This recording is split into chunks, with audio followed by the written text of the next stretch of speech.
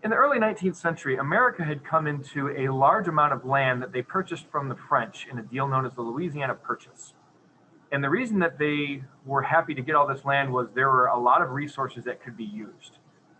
The problem, though, was there were people and groups that were inhabiting the land, not just in the new land in the Louisiana Purchase, but in the lands that they had gained from the Adams-Onis Treaty, where they gained Florida and parts of the Gulf Coast.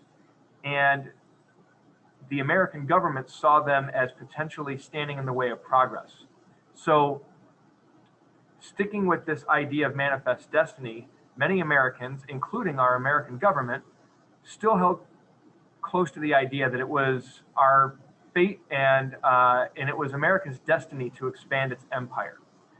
And they felt to do this, they needed to remove any potential obstacles that would enable them to continue what they saw as their destiny. And part of that was removing American Indian tribes or indigenous peoples from their lands.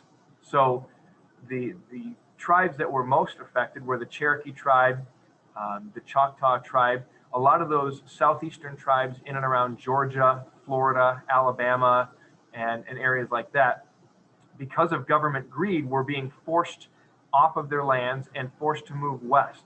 And the American government saw this as necessary towards their progress and saw it as just relocation and not complete and utter taking of land. But in 2021 hindsight, that's what it is. It's removal of somebody or a group of people from their homes and taking not only their dignity, but also taking their comfort, their environments, their well-being. So in 1830, President Andrew Jackson, to try and push forward with this progress and to try and help build up the American economy, he issued the Indian Removal Act of 1830. And again, that's the name that was given to it at the time. In today's language, the acceptable term is American Indian or indigenous peoples. So those are two terms to become familiar with, even though we might read the calling and the naming of certain peoples from at that time. Now we know that, as times change, there are different designations for different groups of people. So these American Indian tribes were removed in the sole purpose of having America expand its territory, tap into more resources. And because this was a clearly sad,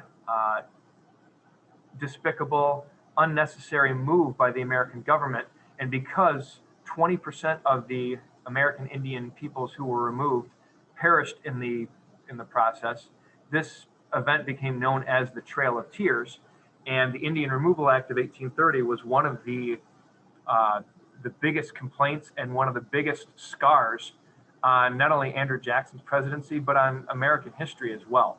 This ranks right up there with a lot of the other indefensible movements that were going on prior to 1850, 1865, when we start to see more of the reforms take place and we start to see the passing of the 13th, 14th, and 15th Amendments, which is a step, not a big move, but a step in the right direction of granting equality to all Americans, all peoples.